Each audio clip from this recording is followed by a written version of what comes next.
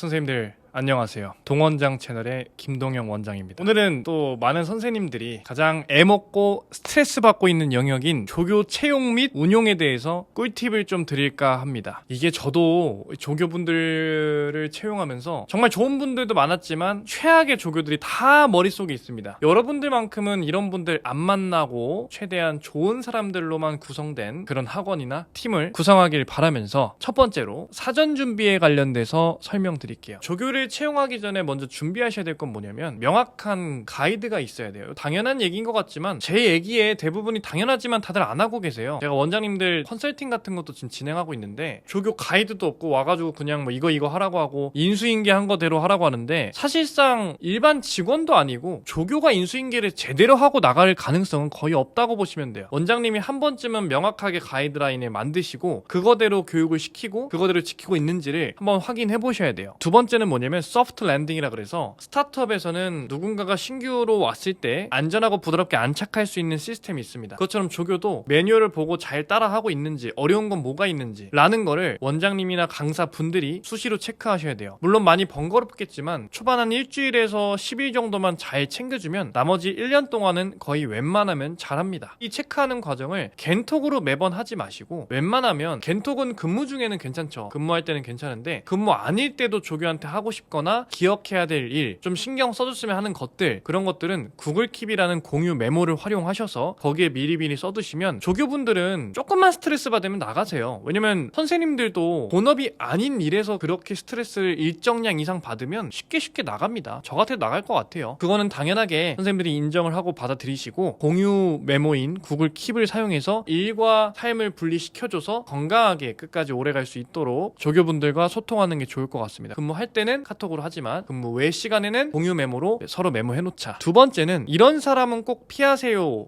입니다. 제가 이제까지 문제가 있었던 조교들을 다 정리했는데 어떠한 특징들을 찾았습니다. 자, 그거를 하나씩 나열해드릴 테니까 이런 사람들은 꼭 면접이나 이력서 때 거르세요. 자, 첫 번째는 지나치게 너무 밝은 사람입니다. 이 사람은 제가 처음에는 몰랐어요. 밝은 사람이면 좋은 거지라고 했는데 지나치게 밝다는 건 뭐냐면 엄청 리액션이 좋고 하시는 분은 저 그걸 끝까지 가는 걸 못 봤어요. 보통 기복이 떨어질 때 확 떨어집니다. 즉 감정 기복이 엄청 심하기 때문에 이런 케이스는 저는 일단 거릅니다. 적당히 사람이 이렇게 돼야지 너무 하이 텐션이면 기복이 확실하게 떨어질 때도 있고 그럴 때마다 제가 좀 자꾸 신경 쓰여요. 그 다음 두 번째 갑니다. 20대 초반, 그러니까 20살, 21살, 22살은 저는 웬만하면 채용을 잘 안 합니다. 왜냐면 이 친구들은 정말 다양한 위험 요인들이 있어요. 첫 번째는 아이들과 나이 차이가 얼마 안 나기 때문에 거의 형, 누나, 오빠 이런 식으로 약간 애매해지는 경향이 있어요. 실제로 조교들이 선을 잘 나눠야 되는데 선을 나누지 않고 너무 터울없이 친해지거나 그 이상의 불미스러운 일도 생길 가능성이 높기 때문에 너무 어린 사람은 좀 피했으면 좋겠고요. 이 너무 어린 사람들은 또 어떤 위험 요소가 있냐면 자꾸 다른 약속 때문에 근무를 취소하거나 변동하는 일이 생깁니다. 어떻게 보면 당연하게 하지 말아야 될 일인데 고3에서 벗어난 지 얼마 안 됐기 때문에 이런 것들을 안 지키는 경우가 굉장히 많아요. 그리고 근무의 지속성도 좀 떨어지고요. 단기로 근무하고 빨리 빠지는 경우가 많습니다. 이런 분들은 저는 조금 피하는 편이에요. 케이스 세 번째는 나이가 너무 많은 사람, 40이 넘어가는 데스크 조교나 행정 조교가 있다면 저는 일할 때 굉장히 불편했던 적이 많았어요. 일단은 빠릿빠릿하게 하는 경우가 거의 없었어요. 그러니까 저희 학원 같은 경우는 어플이나 시스템이나 이런 파일들을 많이 쓰는 경우가 많은데 강사분들이야 자기 본업이기 때문에 어떻게든 따라가려고 하지만 조교분들은 자기가 이 정도까지만 하면 된다는 선이 있기 때문에 이런 새로운 체제나 행정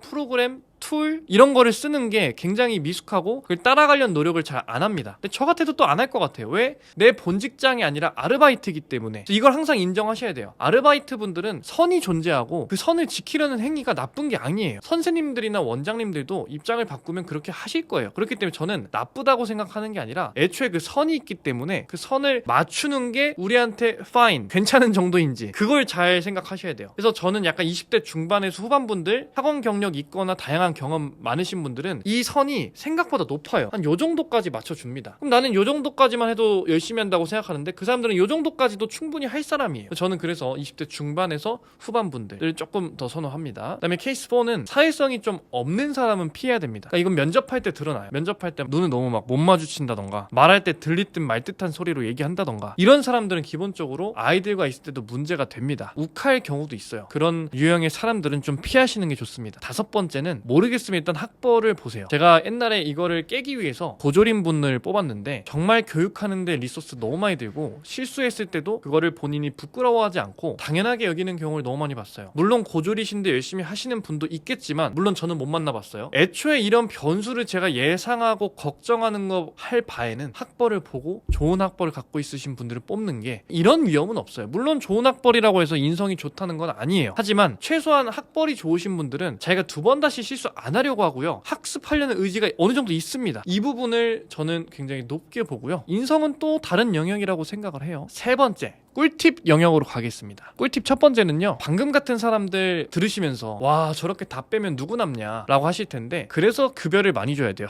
제가 누누이 강조하지만 이런 변수 값을 계산하면 그냥 페이를 높게 주는 게 좋아요. 보통 뭐 조교분들 페이를 10,000원 정도 주시는 분들 있는데 10,000원 정도로 공고를 올리면 방금 케이스의 사람들이 득달같이 지원합니다. 그리고 그런 사람들밖에 없어요. 저희 같은 경우는 단순 업무도 12,000원에서 13,000원 드리고요. 아이들이 케어하는 업무는 15,000원 이상은 드려요. 그리고 제가 커피 같은 것도 자주 사드리고 그렇게 하는 이유가 이번 기본적으로 원리가 그래요. 페이가 높아야 좋은 사람이 지원을 해요. 그래서 저희 조교분들은 기본적으로 의대분들이 많이 있고요. 굉장히 일을 잘합니다. 아주 훌륭하게 일을 해내고 있어요. 페이를 높게 줘라. 당연한 얘기이지만 많이 안 하시고 계십니다. 돈 아껴서 스트레스 받을 바에는 돈을 좀 주시는 게 좋습니다. 그리고 근로계약서 다 쓰시죠? 안 쓰시는 분들 거의 못 받긴 했는데 쓰실 때 주의해야 될 점이 있어요. 기본급은 얼마고 수당은 얼마인지를 나누셔야 돼요. 저 같은 경우는 15,000원 중에 기본급은 11,000원이고 수당은 4,000원이다 라고 정확하게 나누셔야 돼요. 왜냐면 이 포괄임금제라는 게 사실상 조교분들이 노동청에 신고하면 바로 걸립니다. 즉 포괄임금제란 개념을 명확하게 할 거면 기본급이 얼마인지가 명시가 돼야 돼요. 이거 제가 알고 있는 강사분들이나 원장님들 본 적이 없습니다. 다들 그냥 뭉뚱그려서 15,000원, 뭉뚱그려서 12,000원. 특히 뭉뚱그려서 10,000원 하시는 분들 있죠. 가장 위험한 게 저희 최저시급에 기본 주휴수당만 더해도 11,000원이 훌쩍 넘어갑니다. 즉 10,000원에 계약하신 분들은 최저시급을 안 지키고 있는 거랑 다름이 없기 때문에 이거 노동청에 신고하면 바로 걸립니다. 바로 벌금 물어요. 지금이라도 계약서를 다시 쓰시고 그리고 하나 더 말씀드리면 해고하기 전 30일 전에 통보를 하셔야 돼요. 그것도 서면으로 하셔야 됩니다. 그 사유와 함께. 이게 없으면 해고에 대한 부당해고 사유가 되기 때문에 이것도 벌금 물 수 있기 때문에 무조건 한 달 전에 상호 합의하에 이제 그만하자. 특히 이제 계약 기간이라는 게 있죠. 본인이 계약 기간이 한 달 남았으면 그 한 달 전에 우리 계약 기간 갱신할 건지 말 건지 얘기하고 안 한다면 그 안 한다는 것도 한 달 전에 말씀하셔야 돼요. 알겠죠? 그냥 이러시면 안 됩니다. 계약 기간 종료니까 그냥 뭐 알아서 종료했다 이게 아니라 계약 기간이 있어도 한 달 전에 서로 상호 합의를 하셔야 돼요. 되게 중요합니다. 부당해고 하지 않도록 조심하시고요. 조교분들 큰 실수하셨을 때도 심할서를 쓰게 하셔야 됩니다. 심할서를 써서 해고에 대한 명분을 쌓아 두셔야 돼요. 그래야 되기 때문에 그것도 모르시는 분들 많더라고요. 그리고 개인정보 동의서 받으시고요. 마지막으로 이제 주는 꿀팁은 뭐냐면 저는 조교분들은 기본적으로 너무 오래는